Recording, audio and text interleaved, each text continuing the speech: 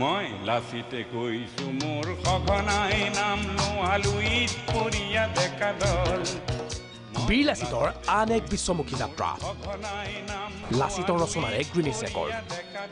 ৪২,৯৪,৩৫০ হাতে লিখা ৰচনাৰে গ্ৰীনিছ book of world record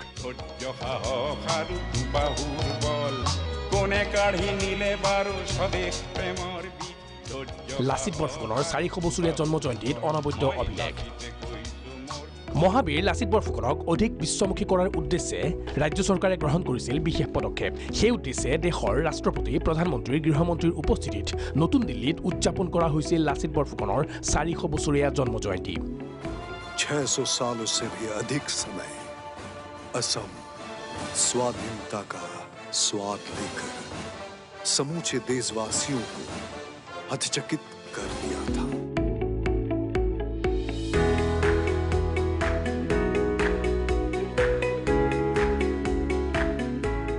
বিগত বৰ্ষৰ অক্টোবৰ মাহত লাচিত বৰফুকনৰ ওপৰত ৰচনা লিখিবলৈ ৰাইজক আহ্বান জনোৱা হৈছিল আৰু ৰাইজেও দিছিল অভূতপূৰ্ব সঁহাৰি সেই সঁহাৰিৰ পৰিপ্ৰেক্ষিততে হাতে লিখা ৰচনাৰে ৰচিত হ'ল এক অনবদ্য অভিলেখ বৃহস্পতিবাৰে জনতা ভৱনত গ্ৰীনিছ বুক কৰ্তৃপক্ষই মুখ্যমন্ত্ৰী ডক্টৰ হিমন্ত বিশ্ব শৰ্মাক আনুষ্ঠানিকভাৱে সেই অভিলেখৰ প্ৰমাণপত্ৰ প্ৰদান কৰে কিমান মানুহে ৰচনা লিখিছিলে the calculation was 57 lakh 57 lakh মানুহে লিখিছিলে কিন্তু হ্যান্ড রিটেন নোটস বা ইউনিক আইডি থকা যেটো আমি এছে বুলি কম তাত ৪২,৯৪,৩৫০টা নোট বা হ্যান্ড রিটেন ফটো এলবামক গ্ৰীনিছ ৱৰ্ল্ড ৰেকৰ্ডৰ বাবে আমাক দেখুওৱা হৈছে বা সেইটো ফাইনেল ফিগাৰ বুলি ধৰি লোৱা হৈছে এইটোৱে হৈছে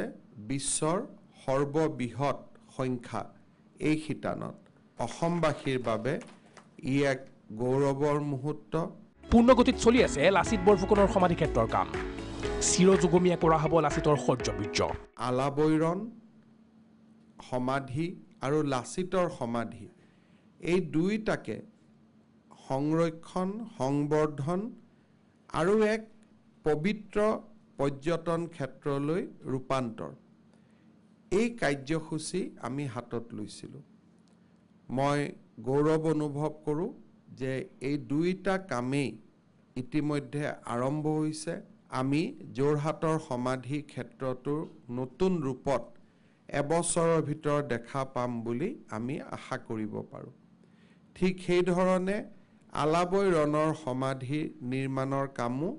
ই পূৰ্ণ গতিত আৰম্ভ হৈছে অহা 2 বছৰ বা 18 মাহৰ ভিতৰত আমি ৰাইজৰ বাবে মুকলি কৰি দিব পাৰিম বৃহস্পতিবাৰৰ গাম্ভীৰ্যপূৰ্ণ অনুষ্ঠানটিত অসম চৰকাৰৰ প্ৰায় কেইজন মন্ত্ৰীৰ লগতে বহুকেইজন উচ্চপদস্থ বিষয়া উপস্থিত থাকে ভাষণ প্ৰসংগত মুখ্যমন্ত্ৰীগৰাকীৰ ঘোষণা 12 চহৰীয়া ভাওনাক লৈও গ্ৰীনিছ বুকৰ কথা ভাবিব পাৰি অসম আৰু অসমীয়াক অধিক বিশ্বমুখী কৰাত গুৰুত্বপূৰ্ণ ভূমিকা ল'ব চৰকাৰে We are not telling our story আমি আমাৰ কথাবোৰ আমি জগতক কোৱা নাই যে দুটা ষ্টৰী আমি ভাৰতৰ মানুহক ক'লো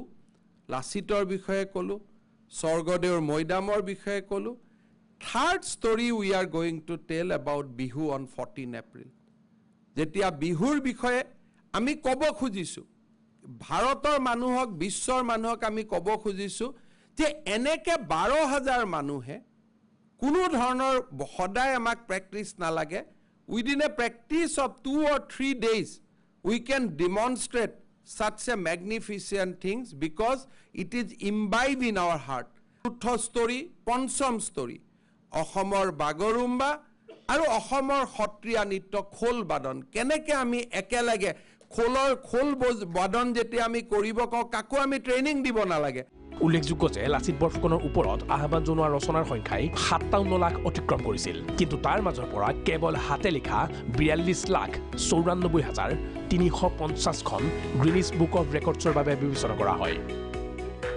বহাগ বিহুৰ বতৰত প্ৰধানমন্ত্ৰী নৰেন্দ্ৰ মোদী পুনৰ অসমলৈ আহিব আৰু প্ৰধানমন্ত্ৰীৰ উপস্থিতিত হাজাৰ হাজাৰ ঢুলীয়া নাচনীৰে পুনৰ এটা বিশ্ব অভিলেখৰ লক্ষ্য চৰকাৰৰ